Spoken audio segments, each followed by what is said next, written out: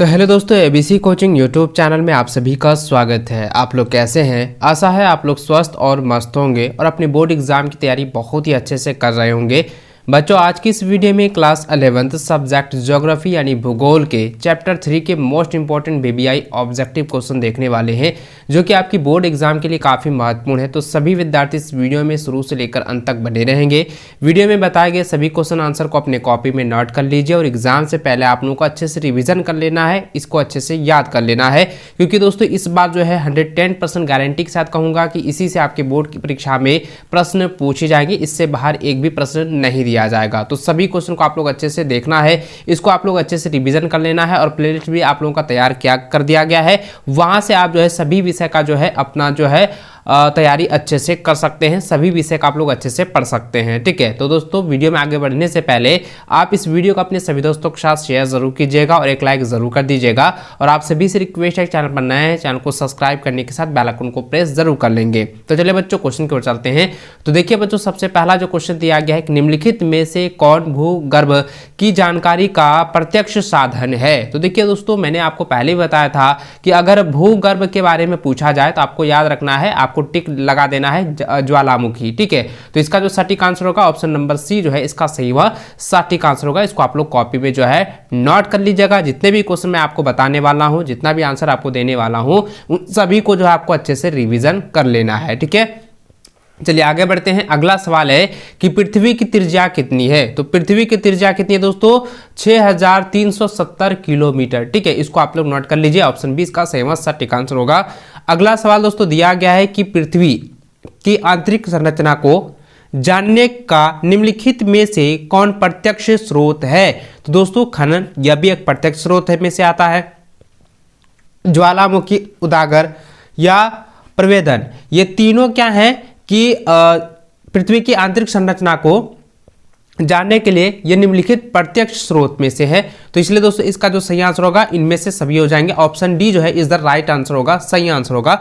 इसको आप लोगों को जो है ना एग्जाम से पहले रिवीजन हर हाल में आप लोगों को कर लेना है, क्योंकि 110% गारंटी है दोस्तों, इसी से आपके बोर्ड एग्जाम में प्रश्न पूछे जाएंगे। ठीक है, सभी सब्जेक्ट का जो है प्लेलिस्ट भी तैयार कर लिया गया है, वहां से भी आप लोग अच्छे से तैयारी कर सकते हैं। आगे बढ़ते हैं बच्चों। अगला सवाल दिया गया है कि सबसे गहरा प्रवेधन कितनी गहराई तक किया गया है। तो इसका आंसर क्या हो जाएगा बच्चों? इसका आंसर हो जाएगा 12 किलोमीटर। ठीक है, ऑप्शन सी इसका सही सटीक आंसर होगा। अगला सवाल दिया गया है कि पृथ्वी की आंतरिक संरचना को जानने का निम्नलिखित में से कौन प्रत्यक्ष स्रोत है। तो बच्चों इसका आंसर हो जाएगा भूकंपीय तरंगे। ऑप्शन बी जो है इसका सही सटीक आंसर होगा। इसको आप लोग नोट कर लीजिएगा। भूकंपीय तरंगों के द्वारा जो है यह जो है आंतरिक संरचना के बारे में जानना जो है अप्रत्यक्ष होता है। ठीक है, खनन के द्वारा, ज्वालामुखी के द्वारा और प्रवेधन के द्वारा जो है इसे जो है प्रत्यक्ष रूप से जो है प्रत्यक्ष स्रोत के रूप में जो है आंतरिक संरचना को हम लोग जान सकते हैं। लेकिन दोस्तों भूकंपीय तरंगे जो है इनमें से अप्रत्यक्ष स्रोत होंगे। ठीक है, तो ऑप्शन बी इसका सही सटीक आंसर होगा। इसको नोट कर लीजिए। आगे बढ़े। अगला सवाल दोस्तों दिया गया है कि पृथ्वी के धरातल पर सबसे अधिक गुरुत्वाकर्षण बल कहां होता है। तो इसका आंसर जाएगा ध्रुवों पर होता है। ठीक है, देखिए पृथ्वी के धरातल सतह पर सबसे अधिक गुरुत्वाकर्षण पूछा गया है, तो सबसे अधिक गुरुत्वाकर्षण कहां पर होता है? ध्रुवों पर होता है। ऑप्शन सी इसका सही सटीक आंसर होगा। अगला सवाल है कि ढक्कन ट्रैप की शैल समूह किस प्रकार के ज्वालामुखी उदागर की परिणाम है। तो उदागर का परिणाम क्या होता है बच्चों? प्रवाह होता है। ठीक है, तो ऑप्शन जो है सी इसका सही आंसर होगा। अगला सवाल दोस्तों दिया गया है कि निम्नलिखित में से कौन सा स्थल मंडल को वर्णित करता है। तो स्थल मंडल को वर्णित करने वाला कौन सा हो जाएगा कारक? तो इसका हो जाएगा भूपटल व ऊपरी मेंटल। ठीक है, तो ऑप्शन जो है सी इसका सही सटीक आंसर होगा। इसको आप लोग कॉपी में नोट कर लीजिए, एग्जाम से पहले आप लोगों को रट लेना है। अगला सवाल है कि निम्नलिखित में से कौन सी भूकंप तरंगे चट्टानों में संकुचन व फैलाव लाती है। यानी कहता है कि भूकंप तरंगे जो है चट्टानों को जो है सिकुड़ने और फैलने का जो है तरंगे को जो है निर्भर करती है। तो आपको इसको नोट कर लेना है बच्चों, क्योंकि मैंने कई बार आप लोगों को बताया है कि देखिए इसका आंसर क्या हो जाएगा? ये हो जाएगा कि पी तरंगे। ठीक है, पी तरंगे जो है इसका सही सटीक आंसर होगा। ऑप्शन ए इसका राइट आंसर होगा। अगला सवाल दोस्तों दिया गया कि भूकंपीय तरंगों का अंकलन, ठीक है, अंकन या कह सकते हैं अंकलन करने वाले यंत्र को क्या कहते हैं। देखिए आकलन करने वाले, यहाँ पे क्या हो जाएगा, आकलन करने वाले यंत्र को क्या कहते हैं, भूकंपीय तरंगों को आकलन करने वाले यंत्र को कहते हैं सिम्फोग्राफ। ठीक है, तो ऑप्शन जो है ए इसका सही आंसर होगा। अगला है कि निम्न में से कौन भूगर्भिक तरंगे हैं, तो भूगर्भिक तरंगे कौन सा होता है बच्चों, पी तरंगे और एस तरंगे दोनों होते हैं, इसलिए इसका आंसर हो जाएगा उपयुक्त दोनों। ठीक है, ऑप्शन सी इसका सही आंसर होगा। अगला सवाल दिया गया है कि धरातल पर वह बिंदु जहां सर्वप्रथम भूकंप अनुभव किया जाता है कहलाता है। तो बच्चों इसका जो ये क्वेश्चन जो दिया गया है ना, ये बहुत इंपॉर्टेंट क्वेश्चन है और ये आपके एग्जाम में पहले भी पूछा जा चुका है। इसको आप लोग नोट कर लीजिएगा कि धरातल पर वह बिंदु जहां सर्वप्रथम भूकंप अनुभव किया जा सकता है कहलाता है, इसको हम लोग कहते हैं अधिकेंद्र कहते हैं। ठीक है, तो ऑप्शन जो है बी इसका सही आंसर होगा। अगला सवाल है कि सबसे तीव्र गति वाली भूकंपीय तरंग कौन सी है, ये बहुत बार एग्जाम में पूछा जा चुका है, इसको आप लोग नोट कर लीजिएगा, रट लीजिएगा, इसका आंसर होगा पी तरंगे। ठीक है, ऑप्शन ए इसका सही आंसर होगा। अगला सवाल है इनमें से कौन सी तरंग तरल भाग में लुप्त हो जाती है, तो बहुत बार पूछा गया है, रिपीटेड सवाल है, इंपॉर्टेंट है, इसको आंसर नोट कर लीजिएगा, इसका आंसर हो जाएगा एस तरंगे। ठीक है, ऑप्शन सी इसका सही आंसर होगा। अगला सवाल है कि इनमें से कौन सी तरंग सबसे विनाशकारी होती है। देखिए बहुत बार ये क्वेश्चन रिपीट किया गया है और मैंने पहले भी आप लोगों को इसके बारे में बताया हुआ था कि ये क्वेश्चन आपके एग्जाम में आते हैं, इसलिए आप लोग नोट कर लीजिए, इसका आंसर हो जाएगा एल तरंगे। एल जो तरंगे होती है ना, ये जो है सबसे अधिक विनाशकारी होता है। ठीक है, तो ऑप्शन सी इसका सही आंसर होगा। अगला सवाल दोस्तों दिया गया है कि ऐसे क्षेत्र जहां कोई भी भूकंपीय तरंगे अभिलेखित नहीं होती है उसे कहते हैं, तो उसे हम लोग क्या कहते हैं बच्चों, उसे हम लोग कहते हैं भूकंपीय छाया क्षेत्र। ठीक है, ऑप्शन बी इसका सही आंसर होगा। अगला सवाल है भूकंप से उत्पन्न होने वाली समुद्री लहरों को कहते हैं, तो समुद्री लहरों को कहते हैं सुनामी। ठीक है, ऑप्शन डी इसका सही आंसर होगा। आप इसको नोट कर लीजिएगा, सुनामी किसको कहा जाता है, भूकंप के कारण उत्पन्न होने वाली जो समुद्री लहरें होती है जिसको हम लोग सुनामी कहते हैं। ठीक है, इसको नोट कर लीजिए। अगला सवाल है कि महासागरों के नीचे भूप्रपट्टी की औसत मोटाई कितनी होती है, बहुत बार एग्जाम में पूछा जा चुका है, इसका आंसर हो जाएगा दोस्तों 5 किलोमीटर। ठीक है, देखिए महासागरों के नीचे जो भूपट्टी होती है ना, उसकी जो औसत मोटाई होती है वो 5 किलोमीटर होती है, ऑप्शन सी इसका सही आंसर होगा। अगला सवाल है कि महाद्वीपों के नीचे भूप्रपट्टी की औसत मोटाई कितनी होती है, तो इसका आंसर हो जाएगा 30 किलोमीटर। ठीक है, ये दोनों क्वेश्चन जो है इंपॉर्टेंट है, वेरी वेरी इंपॉर्टेंट है, इसको आप लोग नोट कर लीजिए, एग्जाम से पहले रिवीजन कर लीजिएगा। अगला सवाल है कि निम्न में से कौन सी परत पृथ्वी के सबसे ऊपरी भाग में पाई जाती है। देखिए बहुत बार पूछा जा चुका है, इसका आंसर हो जाएगा भूप्रपट्टी। ठीक है, देखिए पृथ्वी के सबसे ऊपरी भाग को हम लोग क्या कहते हैं, भूप्रपट्टी कहते हैं। ठीक है, तो यहाँ पे पूछा गया है कि कौन सी भाग में जो है पाई जाती है, तो ये भूप्रपट्टी में पाई जाती है। ठीक है, इसको नोट कर लीजिए। अगला सवाल दोस्तों दिया गया है कि निम्न में से किन दो परतों से मिलकर स्थल मंडल बना है, तो स्थल मंडल जो है बना है वो किन दो परतों से मिलकर बना हुआ है, ये एक सवाल पूछा गया है ना, तो इसका आंसर क्या हो जाएगा, भूप्रपट्टी एवं मेंटल के ऊपरी भाग से मिलकर जो है ये स्थल मंडल बना हुआ है। ठीक है, तो ऑप्शन ए इसका सही आंसर होगा। अगला सवाल है कि मेंटल का विस्तार कितनी गहराई तक है, तो मेंटल का विस्तार जो होता है बच्चों इसकी कितनी गहराई तक होती है, इसका आंसर आएगा 2900 यानी कि 2900 किलोमीटर तक जो है यह गहराई होती है, ऑप्शन बी इसका सही आंसर होगा। अगला सवाल है कि मोह और सातत्य किन दो परतों की सीमा को कहते हैं, तो ये कई बार एग्जाम में पूछा जा चुका है, इसको हम लोग कहते हैं भूप्रपट्टी और मेंटल की सीमाओं को कहते हैं। ठीक है, तो ऑप्शन ए इसका सटीक आंसर होगा। अगला सवाल दोस्तों बहुत इंपॉर्टेंट सवाल है जो कि आपके बोर्ड एग्जाम में पूछे जा चुके हैं, रिपीटेड सवाल है कि गुटेनबर्ग और सातत्य किन दो परतों की सीमा को कहते हैं। तो देखिए ये जो है गुटेनबर्ग से रिलेटेड आपके बोर्ड एग्जाम में एक सवाल देता है जो कि इसी से रिलेटेड आपका दिया जाएगा, और ये जो सवाल यहाँ पे दिया गया है थोड़ा सा जो है भाषा को चेंज किया गया है, ज़्यादा आपको घबराना नहीं है, एकदम इसी तरह से जो है आपके बोर्ड एग्जाम में भी पूछा जाएगा। तो याद रखना दोस्तों, गुटेनबर्ग जैसे कहेगा तो दो परतों की सीमाओं को कहते हैं, तो कहते हैं मेंटल और क्रोड। ठीक है, याद रखेंगे मेंटल और क्रोड की परतों की सीमाओं को जो है गुटेनबर्ग कहा जाता है। ठीक, इसको नोट कर लीजिए। लीजिए, ये बहुत ही वेरी वेरी इंपॉर्टेंट क्वेश्चन है।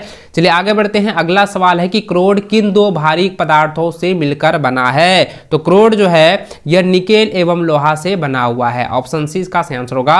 अगला सवाल है कि पृथ्वी की सबसे आंतरिक परत कौन सी है? तो पृथ्वी की सबसे आंतरिक परत पूछा गया है ना, तो सबसे आंतरिक परत क्या होती है बच्चों? आंतरिक क्रोड होता है। ऑप्शन डी इसका सही आंसर होगा। अगला सवाल है कि बाह्य क्रोड किस अवस्था में होती है? तो बाह्य क्रोड जो है वो तरल अवस्था में होती है। ऑप्शन सी इसका सही आंसर होगा। अगला सवाल है कि आंतरिक क्रोड किस अवस्था में है? तो आंतरिक क्रोड किस अवस्था में होता है? यह ठोस अवस्था में होता है। ठीक है, ऑप्शन ए इसका सटीक आंसर होगा। आगे बढ़े। अगला सवाल तो दिया गया है कि भूगर्भ में स्थित तरल चट्टानी पदार्थ क्या कहलाता है? बहुत इंपॉर्टेंट सवाल है, एग्जाम में बहुत बार ये पूछा जा चुका है। इसको हम लोग इसका जो है रट लीजिएगा। इसका आंसर हो जाएगा मैग्मा। ठीक है, भूगर्भ के में जो स्थित जो है जो चट्टानी पदार्थें होती है उसको हम लोग मैग्मा कहते हैं। ठीक है, ऑप्शन डी इसका सटीक आंसर होगा। अगला सवाल है कि निम्न में से कौन अंतर्वेधी आकृतियां हैं? तो बच्चों इसका आंसर आएगा इनमें से सभी हो जाएंगे, क्योंकि देखिए बैथोलिथ, सील और डाइक, ये तीनों जो है क्या है? वे अंतर्वैधी आकृतियां हैं। ठीक है, तो ऑप्शन जो है डी इसका सटीक आंसर होगा। अगला सवाल है कि निम्न भूकंपीय तरंगों में सबसे विस्तृत छाया क्षेत्र किस तरंग का होता है? तो किस तरंग का होता है बच्चों? यह होता है एस तरंगों का। ऑप्शन बी जो है इसका सही आंसर होगा। अगला सवाल है कि निम्नलिखित में से किस भूकंपीय तरंगों का छाया क्षेत्र 105 डिग्री से 145 डिग्री तक होता है? तो बहुत बार एग्जाम में ये सवाल पूछा जा चुका है, रिपीटेड सवाल है। इसका आंसर हो जाएगा पी एवं एस तरंगों का। ठीक है, ऑप्शन सी इसका सही आंसर होगा। अगला सवाल है कि पृथ्वी का औसत घनत्व कितना है? बहुत बार एग्जाम में पूछा जा चुका है, मैंने पहले भी आपको बताया हुआ था कि यह क्वेश्चन जो है रिपीट किया हुआ है, और यह क्वेश्चन मैंने कई बार आप लोगों को पढ़ाया हुआ है कि पृथ्वी का औसत घनत्व जो होता है, पृथ्वी का औसत घनत्व जो होता है वो 5.5 होता है। ठीक है, तो ऑप्शन जो है ए इसका सटीक आंसर होगा। अगला सवाल दोस्तों दिया गया है कि पृथ्वी की सबसे हल्की परत कौन सी है? तो पृथ्वी की सबसे हल्की परत कौन सी है? मेंटल होती है। ऑप्शन जो है ए इसका सही आंसर होगा। अगला सवाल है कि दुर्लभता मंडल का विस्तार कहाँ है? तो दुर्लभता मंडल का विस्तार जो है वो है ऊपरी मेंटल पर। ठीक है, ऑप्शन जो है 20 का सटीक आंसर होगा। अगला सवाल दोस्तों दिया गया है कि ज्वालामुखी उद्गार के दौरान निकलने वाला लावा का स्रोत निम्न में से कौन सा है? इसका आंसर क्या हो जाएगा बच्चों? आप मुझे कमेंट करके जरूर बताइएगा, क्योंकि ये मैंने कई बार आप लोगों को बताया हुआ है। ये कई बार एग्जाम में पूछे जा चुके हैं, रिपीटेड क्वेश्चन है, और मैंने कई बार आप लोगों को पढ़ाया हुआ है। क्योंकि दोस्त बच्चों ये कई बार मैंने आपको बताया है, इसलिए आप मुझे इसका आंसर जो है कॉमेंट में जरूर बताइएगा। इसका आंसर क्या हो जाएगा? निचला मेंटल। ठीक है, क्या होगा? निचला मेंटल नहीं, इसका क्या होगा? दुर्लभता मंडल हो जाएगा, दुर्लभता मंडल हो जाएगा। ऑप्शन ए जो है इसका सटीक आंसर होगा। बहुत सारे को ये जो है सी वाला जो है आप लोग कमेंट कर रहे थे, तो ये आपका आंसर गलत होगा। आपका सही आंसर जो है दुर्लभता मंडल होगा, इसको नोट कर लीजिए। ठीक है, चलिए आगे बढ़ते हैं। अगला सवाल तो दिया गया है कि ज्वालामुखी विस्फोट से बने बड़े गड्ढे को क्या कहते हैं? तो विस्फोट से बने बड़े गड्ढे को क्या कहा जाता है?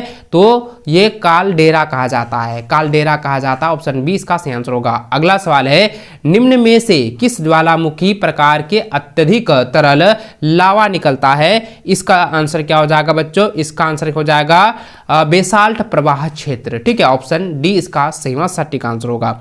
अगला सवाल दोस्तों दिया गया है कि ज्वालामुखी उदागर से निकलने वाले लावा या निकले लावा के ठंडा होने से निम्न में से कौन सी चट्टान बनती है? देखिए क्वेश्चन जो है बहुत इंपॉर्टेंट है, रिपीट किया हुआ सवाल है कि ज्वालामुखी उदागर से निकले लावा, जो आपका जो ज्वालामुखी के दौरान जो लावा निकलता है, जो ठंडा हो जाती है, उसके बाद जो चट्टानें बनती है, वो कौन से चट्टानें बनती है?